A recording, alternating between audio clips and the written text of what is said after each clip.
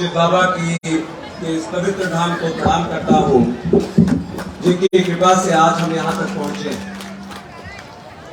इसी के साथ भारतीय संविधान के रचयिता एवं करोड़ों करोड़ों दलितों, शोषितों, पिछड़ों के मसीहा बाबा साहब B.R. अम्बेडकर जी के चरणों में श्रद्धा सुमन अर्पित करते हुए अकबरपुर में जन्मे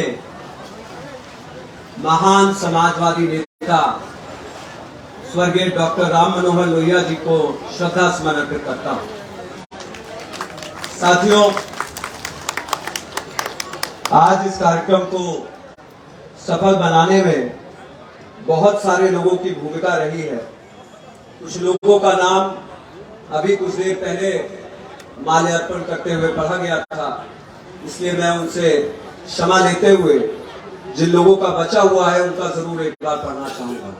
लेकिन उससे पहले मंच पर बैठे हुए मेरे आदरणीय चाचा श्री कप्पू पांडे जी, उनके साथ चल करके आए हमारे परिवार के सदस्य आदरणीय पूर्व प्रमुख श्री प्रमोद सिंह जी, मंच पर उनके साथ बैठे हुए हैं आदरणीय वर्मा जी, प्रधान जी, आदरणीय राकेश यादव जी, और मंच पर उनके साथ उपस्थित है जिला पंचायत सदस्य रविंद्र यादव जी, जिला पंचायत सदस्य हमारे माखनलाल निषाद जी, उनकी वाइस जो प्रधान है वो भी यहाँ उपस्थित है, मैं उनका भी स्वागत करता हूँ।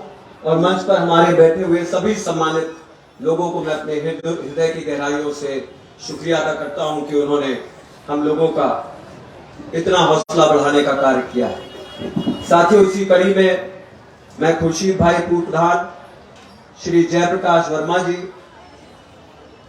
आदरणीय गुरु जी श्री छेदीराम मिश्र जी, आदरणीय श्री महेंद्र वर्मा सुलेमपुर जी, आदरणीय श्री मुन्ना प्रधान जी मुकोइया, हिमांशु वर्मा जी सुलेमपुर, अंशु बक्का जी, सप्पू तिवारी जी, बल्लू तिवारी जी, बल्लू भाई, पवन कुमार विश्वकर्मा जी, प्रदीप सिंह जी, रमेश मौर्य जी चंदेनी, राजकुमार भट्ट जी, इरफान बेग अलंगपुर, भोला सिंह जी प्रधान नहरपुर, राकेश उपाध्याय जी हीड़ी पाकर पकड़िया, दिनेश मिश्रा जी गोईथा, मनीष यादव प्रधान, डॉक्टर हरि बहादुर जी, सीताराम तिवारी जी, आदेश दुबे जी, मनोज प्रधान जी, विजय मौर्य जी, अरुण उपाध्याय जी, शिव पूजन राजभर जी, योगेंद्र यादव जी, सहेंद्र वर्मा जी, छोटू तिवारी जी, महेंद्र मौर्य जी, हनुमान सिंह जी, कपिल पांडे जी, गुड्डू पाठक जी, जितेंद्र दुबे जी, श्रवण दुबे जी, संजय निषाद जी, राम उजागर वर्मा जी यर्की, कपिल देव चतुर्वेदी जी, राम तीरथ राजभर जी, विपुल पांडे जी, राघवेंद्र तिवारी जी, अवनीश त्रिपाठी जी, पप्पू जय गुरुदेव जी, रवीश त्रिपाठी जी, आलम भाई प्रधान जी, उमाशंकर यादव जी, तिलकधारी गौतम जी, राम बकस वर्मा जी, आदरणीय रामजीत केसरी प्रधान जी, ओमनाथ मौर्य जी, दान बहादुर यादव जी, सिद्धनाथ तिवारी जी, मुन्ना तिवारी जी, मनोहर वर्मा जी, बाबूराम निषाद जी, मोहित निषाद जी, शिवनाथ उपाध्याय जी, इंद्रावती निषाद प्रधान जी, धर्मेंद्र निषाद जी, हृदय नारायण पूर्व प्रधान जी, उमाशंकर यादव जी, अरविंद पाठक जी, गोविंद सोनी प्रधान जी, हरिश्याम पाठक बाबा जी, श्रीमती सुशीला देवी प्रधान जी मंगराडेला, मैं आप सभी लोगों का धन्यवाद देना चाहता हूं।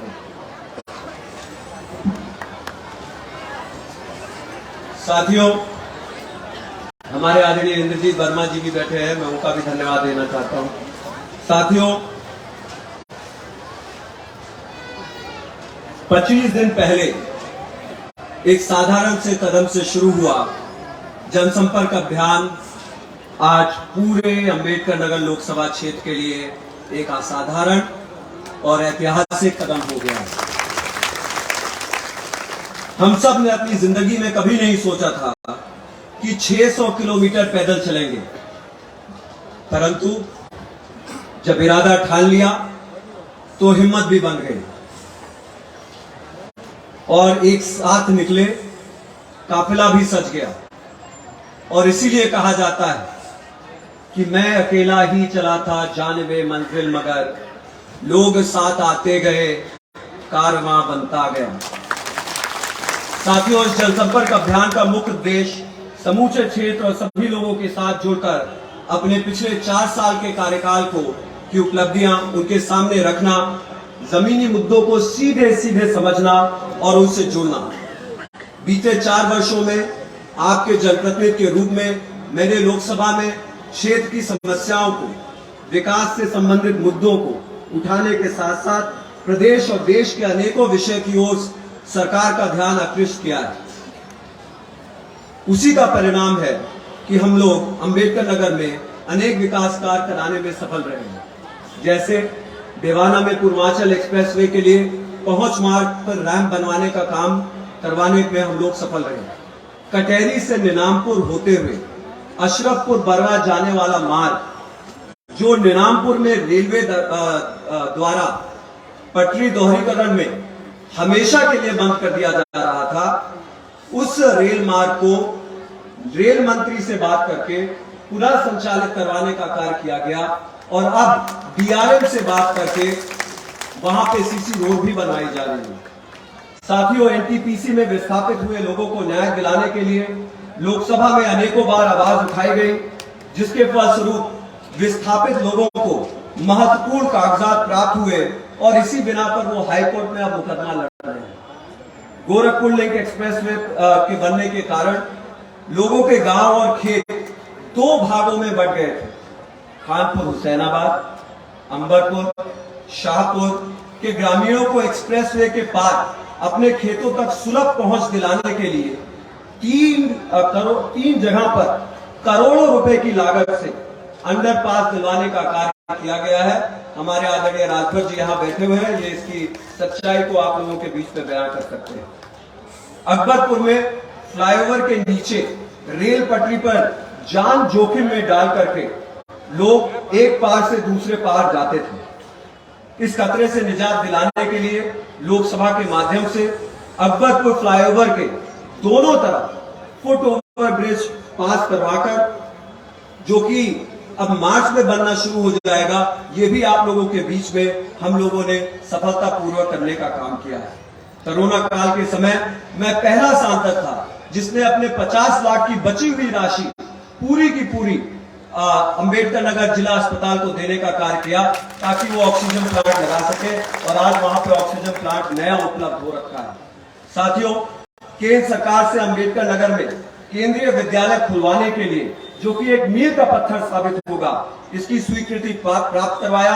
निर्माण के लिए जूनियर हाई स्कूल बेवाना में 5 एकड़ जमीन को चिन्हित करवाया और इसका उत्तर प्रदेश शासन के पास शिक्षा विभाग में इसकी एनओसी अभी भी प्रतीक्षित है, जिसके उपरांत केंद्रीय विद्यालय यहाँ पे खुल जाएगा और हमारे क्षेत्र का हमारे बच्चों के लिए अत्यंत ही महत्वपूर्ण विद्यालय बनने का कार्य होगा।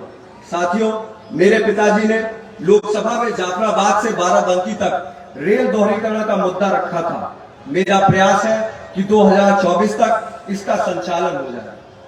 साथियों, मालीपुर से सुरहूरपुर तक जाने वाली रोड जो अत्यंत ही क्षतिग्रस्त हो गई थी, आप लोगों की बदौलत, यहाँ पे मौजूद हमारे संगठन के लोगों की बदौलत आंदोलन करके हम लोगों ने केंद्र सरकार से 44 करोड़ रुपया पास करवा करके उस रोड को पुनः बनवाने का कार्य किया गया है। इसके अलावा हमने पूरे लोकसभा क्षेत्र में हजारों सोलर लाइट, कई सीसी रोड एवं खरंजा रोड, ट्रांसफार्मर और बिजली के खंभे प्रदान करने का काम किया है। साथियों, जैसे जैसे संपर्क आगे बढ़ता गया, पैदल चलने में मेरे लिए आंतरिक आत्मसंतुष्टि का माध्यम भी बनता गया। अपने दायित्व को पूरा करने के लिए अपने क्षेत्र को बारीकी से देखना, समझना और महसूस करना बहुत ही महत्वपूर्ण था। टूटी सड़कों पर पैदल चलने से किसी साथी का कभी मोच लग जाती या कभी गिर पड़ते तो वहां रहने वाले लोगों की पीड़ा की स्थिति समझ में आती थी। पैदल चलते, साइकिल चलता राहगीर, रेडी वाले, सब्जी वाले, बैल जैसे खेत जोतते किसान, सफाई कर्मचारी, बुनकर, युवा हो या महिलाएं, मेरे लिए क्षेत्र में ऐसे कई लोगों से मिलना संभव हो पाया जो आमतौर पर नेताओं से नहीं मिल पाते। इनके जीवन के संघर्ष को करीब से देखने और समझने का अवसर मेरे प्रतिनिधित्व करने की क्षमता को और प्रखर बनाने का कार्य करेगा। दोस्तों, हमारे देश की शासन व्यवस्था एक उत्कृष्ट संविधान द्वारा निर्देशित लोकतंत्र से संचालित होती है। लोकतांत्रिक व्यवस्था के कारण 75 वर्षों में देश ने व्यापक प्रगति देखने का काम किया है। रेल, सड़क और संचार माध्यम के विस्तार ने देश की एकता, अखंडता को सुनिश्चित किया है। शिक्षा, स्वास्थ्य, आवास, रोजगार आदि में सभी की हिस्सेदारी बढ़ी है। समाज के वंचित और पिछड़े समुदाय को आगे आने का अवसर मिला। आधी आबादी यानी कि महिलाओं को आज पुरुषों के समान अवसर मिल रहे हैं। लोकतंत्र में जनता ही सब प्रमुख है। आपका प्रतिनिधि होने के नाते मेरा दायित्व आपकी बातों को संसद और सरकार के समक्ष रखना है। आपकी ओर से सरकार से प्रश्न करना है, लेकिन संसद और सरकार को पटरी पर रखने के लिए सड़क पर जनता की चौपाल लगती रहनी चाहिए। यह यात्रा इसी दिशा में एक प्रयास था। डॉक्टर राम मनोहर लोहिया ने कहा था, यदि सड़कें सूनी हो जाएंगी तो संसद आवारा हो जाएगी। इसलिए आपके साथ संवाद और सूचनाओं का आदान प्रदान होते रहना आवश्यक है। लेकिन समानता, बराबरी और सम्मान की यह यात्रा अभी अपने लक्ष्य से बहुत दूर है। संसाधन और सुविधाओं के विकास एवं विस्तार का लाभ सभी के पास नहीं पहुंचा। न्याय सभी को सुलभ नहीं है। बाबा साहब डॉक्टर B.R. अम्बेडकर ने संविधान सभा में अपने अंतिम भाषण में बहुत ही महत्वपूर्ण बात कही थी, जिसे हमें हमेशा याद रखना चाहिए। उन्होंने कहा था कि संविधान में सभी भारतीयों के लिए राजनीतिक समानता का अधिकार दिया गया है, लेकिन कोई भी समानता तभी संपूर्ण हो सकती है जब आर्थिक और सामाजिक समानता सुनिश्चित की जाएगी। सामाजिक आर्थिक असमानता विशेष रूप से दलितों को अधिक पीड़ित करती है। एनसीआरबी के आंकड़ों के मुताबिक सिर्फ 2022 में दलितों के खिलाफ अपराध 51,000 हो गए। अल्पसंख्यकों के खिलाफ भेदभाव अभूतपूर्व अनुपात में तेजी देखी जा रही है। आजकल अधिकांश मुख्य धारा के टीवी समाचार चैनल अल्पसंख्यक विरोध की कहानियों को आगे बढ़ाने के लिए फेक न्यूज का इस्तेमाल करते हैं। देश की अर्थव्यवस्था का विकास तेजी से हो रहा है, लेकिन आर्थिक विषमता की खाई भी बढ़ती जा रही है। महंगाई, बेरोजगारी से देश की आबादी का एक बहुत ही बड़ा हिस्सा जूझ रहा है। हमारे देश की जनसंख्या का बड़ा हिस्सा युवा है, लेकिन उसकी आकांक्षाओं के लिए समुचित अवसर नहीं मिल पा रहे हैं। गरीबी, लाचारी, बीमारी, अशिक्षा, जातिगत भेदभाव, सांप्रदायिकता, धन बल का जोर, सरकारों की मनमानी, धन कुबेरों को छूट आदि जैसे तत्व समानता की राह को अवरुद्ध करने का कार्य करते हैं। अगर समानता नहीं होगी तो स्वतंत्रता भी संकुचित हो जाती है। साथियों, स्वतंत्रता के 75 वर्ष बाद भी अंबेडकर नगर में अभी बहुत विकास होना बाकी है।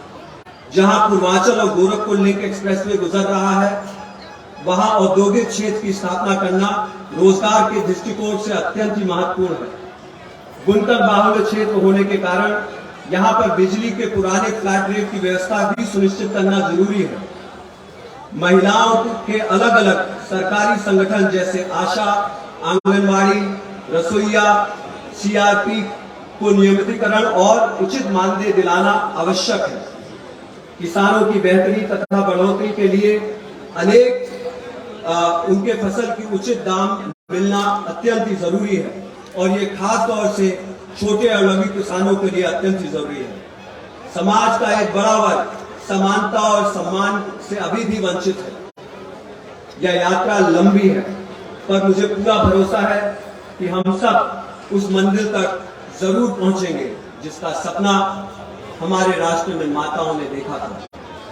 और अंत में साथियों, मैं अपने उन सभी साथियों का हृदय से धन्यवाद देना चाहता हूं जिन्होंने जगह जगह पर हमारे साथ जुड़कर जनसंपर्क अभियान का हिस्सा बनते गए। वे तमाम लोग जो हमारे साथियों के रहने, खाने, स्वास्थ्य व्यवस्था में दिन रात जुटे रहे, हमारे मीडिया के साथी जिन्होंने हमारे जनसंपर्क अभियान के पल पल की रिपोर्टिंग की, उनका भी मैं आभार प्रकट करता हूं। हमारे संगठन के लोग जिन्होंने गांव गांव में हमारे जनसंपर्क का संदेश पहुंचाया, वे हमारे प्रेरणा स्रोत हैं। मैं उनका आभारी हूं और उनको भरोसा दिलाता हूं कि हम उनकी सेवा में तत्पर रहेंगे। साथियों, मैं और मेरा परिवार हमेशा से कमजोरों और वंचितों के अधिकार दिलाने के लिए तत्पर रहा है और जाति धर्म से ऊपर उठकर अन्याय से पीड़ित व्यक्तियों के साथ खड़ा रहा है। हम हर अन्याय के खिलाफ लड़ेंगे। हम युवाओं, महिलाओं, किसान, गरीब, अल्पसंख्यकों, बुनकरों की आवाज बनेंगे और हम अम्बेडकर नगर को नई ऊंचाइयों तक ले जाकर ही रहेंगे। हमारा लक्ष्य कोसों दूर भले ही हो, हमारा लक्ष्य कोसों दूर भले ही हो, लेकिन एक कहावत है साथियों कि हजारों कोस की भी दूरी एक साधारण से कदम से शुरू होती है और वो कदम हम ले चुके हैं। साथियों, आप सभी लोगों को होली की ढेर सारी शुभकामनाएं। बहुत बहुत धन्यवाद। जय हिंद। बहुत बहुत धन्यवाद।